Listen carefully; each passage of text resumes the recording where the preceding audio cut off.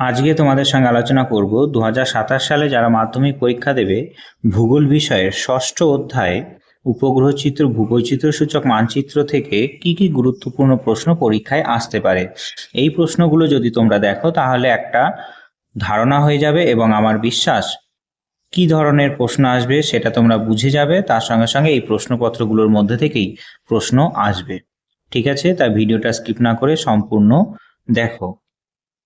প্রথম প্রশ্ন, উপগ্রহ চিত্রে গভীর অরণ্য যে রঙের সাহায্যে দেখানো হয়? উত্তর হবে গাঢ় লাল রঙে। আর এটাও তোমরা মনে রেখো যে আমি প্রশ্নপত্রে শুধু উত্তর বলবো না, উত্তর বলার সঙ্গে সঙ্গে কিন্তু প্রশ্নের ব্যাখ্যাও বলবো। দেখো, উপগ্রহ চিত্রে মানুষের বোঝার সুবিধার জন্য আসল রং বদলে ছদ্ম রং ব্যবহার করা হয়। তার কারণ ছদ্ম রঙে গাছের ক্লোরোফিলের অবহেলিত রশ্মি বেশি প্রতিফলিত করায় গভীর অরণ্যকে উজ্জ্বল বা গাঢ় লাল রং দেখায়। আর এরকম এফসিসি বা ফলস কালার কম্পোজিট ব্যবহার করার কারণই হলো যে গোপনীয়তা বজায় রাখার জন্যে। 2, ভারতের উপগ্রহ চিত্র প্রকাশ করে কে? উত্তর হবে ইসরো। ঠিক আছে, ইসরো ইন্ডিয়ান স্পেস রিসার্চ অর্গানাইজেশনের অধীনস্থ NRC national remote sensing centre ভারতে কৃত্রিম উপগ্রহের পাঠানো চিত্র উপগ্রহ চিত্র গ্রহণ ও প্রকাশ করে। সার্ভে অফ ইন্ডিয়া কি করে? ভূবৈচিত্র্য সূচক মানচিত্র বা টোপোগ্রাফিক্যাল মানচিত্র তৈরি করে। 3 নম্বর প্রশ্ন, উপগ্রহ চিত্রে নদী ও জলাশয়ে যে রঙের সাহায্যে নির্দেশ করা হয় তা হলো কি? যে গাঢ় নীল রং। অর্থাৎ ছদ্ম রঙে পরিষ্কার গভীর জল আলোক রশ্মি সম্পূর্ণ শোষণ করে নেওয়ায় জলাশয় বা নদীকে গাঢ় নীল বা কালো রঙের দেখায়। 8 নম্বর প্রশ্ন, 74m/7 মানচিত্রের সংখ্যাসূচক স্কেল কি? অর্থাৎ সংখ্যাসূচক স্কেল বা ভগ্নাংশ সূচক স্কেল কি? উত্তর 1:50,000। সাইডে দেখবে প্রত্যেকটা প্রশ্নে কোন বছর এসেছে সেটা উল্লেখ করা আছে। টোপোগ্রাফিক্যাল মানচিত্রে ডিগ্রি শিটকে যখন 16টি উপবিভাগে ভাগ করা হয়, যেমন 74m/7, তখন তার অক্ষাংশ দ্রাঘিমাগত বিস্তার 15 মিনিট ইন্টু 15 মিনিট হয়। এই ধরনের মানচিত্রে আরএফ স্কেল সবসময় 1:50,000 হয়। 5 নম্বর প্রশ্ন, ভূবৈচিত্র্য সূচক মানচিত্রে সমোন্নতি রেখাগুলি কি রঙে দেখানো হয়? উত্তর হবে বাদামি রঙে দেখানো হয়। সমোন্নতি রেখা মানে কি? সমান উচ্চতাযুক্ত স্থানকে যে রেখা দ্বারা যুক্ত করা হয়। ভূবৈচিত্র্য সূচক মানচিত্রে ভূপৃষ্ঠ সমুদ্রপৃষ্ঠ থেকে সমান উচ্চতাযুক্ত স্থানগুলিকে যুক্তকারী কাল্পনিক রেখা বা সমোন্নতি রেখা দেখানোর জন্য প্রথাগত বাদামি রং ব্যবহার করা হয়। অর্থাৎ ভূবৈচিত্র্য সূচক মানচিত্রে টিসিসি বা ট্রু কালার কম্পোজিট ব্যবহার করা হয়। 6 প্রশ্ন, মিলিয়ন শিট ভূবৈচিত্র্য সূচক মানচিত্রে অক্ষাংশ এবং দ্রাঘিমার বিস্তার কত? উত্তর হবে 4 ডিগ্রি ইন্টু 4 ডিগ্রি। যেসব টোপোশিটের 1:10 লক্ষ এবং সূচক সংখ্যা শুধুমাত্র সংখ্যা দিয়ে প্রকাশ পায়, যেমন 74, তাদের মিলিয়ন শিট বলে। এদের অক্ষাংশ দ্রাঘিমাগত বিস্তার 4 ডিগ্রি ইন্টু 4 ডিগ্রি হয়। 7 নম্বর, যে কৃত্রিম উপগ্রহটি ভারত পাঠিয়েছে তা হলো? উত্তর হবে এখানে IRS। ঠিক আছে, ইন্ডিয়ান রিমোট সেন্সিং স্যাটেলাইট, যা ভারতের নিজস্ব দূরসংবেদন বা রিমোট সেন্সিং কৃত্রিম উপগ্রহ সিরিজ।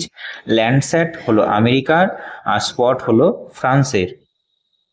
8 নম্বর, 15 মিনিট ইন্টু 15 মিনিট অক্ষাংশ দ্রাঘিমাগত বিস্তারের ভূবৈচিত্র্য সূচক মানচিত্রকে সংখ্যাসূচক স্কেল হিসাবে কততে প্রকাশ করা হয়?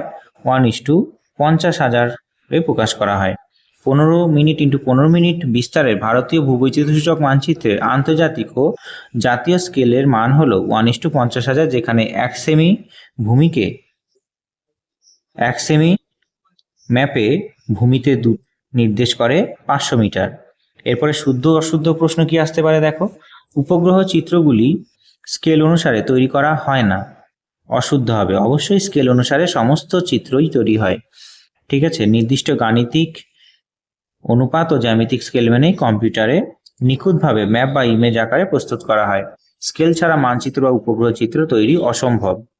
10 নম্বর প্রশ্ন, ভূবৈচিত্র্য সূচক মানচিত্রে ভূমিভাগের দূরত্ব মানচিত্রের দূরত্বের অনুপাত স্কেলের দ্বারা নির্দেশিত হয়। উত্তর শুদ্ধ হবে। স্কেলের সংজ্ঞাই হলো মানচিত্রের যে কোনো দুটি বিন্দুর দূরত্ব এবং ভূমিতে ওই দুটি বিন্দুর প্রকৃত দূরত্বের অনুপাত। টোপোশিটেও এটি নিখুঁতভাবে আরএফ বা রৈখিক স্কেলে দেখানো হয়। 11, মহাকাশে প্রেরিত ভারতের প্রথম কৃত্রিম উপগ্রহের নাম কি? হলো অ্যাপেলো। অশুদ্ধ হবে। ঠিক আছে, ভারতের প্রথম কৃত্রিম উপগ্রহের নাম কি? আর্যভট্ট। অ্যাপেলো হলো আমেরিকার নাসার বিখ্যাত চন্দ্র অভিযান কর্মসূচির নাম। 12, উপগ্রহ চিত্র ব্যাখ্যার জন্য কম্পিউটার ব্যবস্থাপনা আবশ্যক। শুদ্ধ হবে। ঠিক আছে, মাধ্যমিক 2023-20 এসেছিল। কৃত্রিম উপগ্রহ পাঠানো ডেটা বা তথ্যগুলি সংখ্যা বা ডিজিটাল ফরম্যাটে থাকে। এই বিশাল পরিমাণ জটিল গাণিতিক ডেটা প্রসেসিং, ইমেজ এনহ্যান্সমেন্ট এবং তার ডিজিটাল বিশ্লেষণের জন্য উন্নত কম্পিউটার সফটওয়্যার ও হার্ডওয়্যার পরিকাঠামো একদম বাধ্যতামূলক। 13 নম্বর প্রশ্ন, উপগ্রহ চিত্রে লাল রং রেখা দিয়ে রাস্তা দেখানো হয় না। লাল রং রেখা দিয়ে রাস্তা দেখানো হয় ভূবৈচিত্র্য সূচক মানচিত্রে। ঠিক আছে। 14, প্ল্যাটফর্ম এমন একটি স্থান যেখানে কৃত্রিম উপগ্রহগুলি রাখা হয়। শুদ্ধ। হ্যাঁ, দূরসংবেদন বা রিমোট সেন্সিং ব্যবস্থায় যে সেন্সর বা ক্যামেরাটিকে মহাকাশে যে নির্দিষ্ট উচ্চতায় বা কাঠামো বা কৃত্রিম উপগ্রহের উপর বসিয়ে তথ্য সংগ্রহ করা হয়, সেই আধার বা স্থানটি হলো প্ল্যাটফর্ম। 15, উপগ্রহ চিত্র ও ওজোন স্তরের উপস্থিতি বোঝাতে কালো রঙের ব্যবহার করা হয়। অশুদ্ধ। উপগ্রহ চিত্র ওজোন স্তরের গহ্বর বা ওজোন স্তরের ঘনত্ব পরিমাপে মানচিত্রে ওজনের অভাব বোঝাতে বা কম ঘনত্ব নির্দেশ করতে গভীর নীল বা বেগুনি এবং কালো শেড ব্যবহার করা হয়, ওজোন স্তরের সাধারণ উপস্থিতি বোঝাতে নয়। ঠিক আছে। এরপরে শূন্যস্থান কি প্রশ্ন আসতে পারে দেখো। উপগ্রহ চিত্রের ক্ষুদ্রতম এককের নাম কি? পিক্সেল। ঠিক আছে, বা পিকচার এলিমেন্ট। এই পিক্সেল হলো প্রত্যেকটা চিত্রের একটা ক্ষুদ্রতম একক। যত বেশি পিক্সেল বেশি, তত স্পষ্টতা বা রেজলিউশন ভালো হবে। 17 নম্বর প্রশ্ন, ভারতের মহাকাশ গবেষণা সংস্থাটি কোথায় অবস্থিত? বেঙ্গালুরুতে অবস্থিত। ভারতের জাতীয় মহাকাশ গবেষণা সংস্থা ইসরো প্রধান প্রশাসনিক সদর কার্যালয় কর্ণাটকের বেঙ্গালুরু শহরে অবস্থিত। 18, ভূবৈচিত্র্য সূচক মানচিত্রে কোন রেখার সাহায্যে ভূমির উচ্চতা দেখানো হয়? উত্তর হবে সমোন্নতি রেখা দ্বারা দেখানো হয়। সমুদ্রপৃষ্ঠ থেকে সমান উচ্চতা বিশিষ্ট স্থানগুলিকে মানচিত্রে যে বাদামি রঙের কাল্পনিক রেখা দিয়ে জোড়া হয় তাকে সমোন্নতি রেখা বলে। 19, ভূবৈচিত্র্য সূচক মানচিত্রে প্রদত্ত আরএফ যখন 1:50,000, তখন এর মেট্রিক স্কেল কত হবে? অর্থাৎ বিবৃতিমূলক স্কেল কত হবে? তখন হবে 2 সেমিতে 1 কিলোমিটার বা 1 সেমিতে 0.5 কিমি। তার কারণ আমরা জানি 1 লক্ষ সেমিতে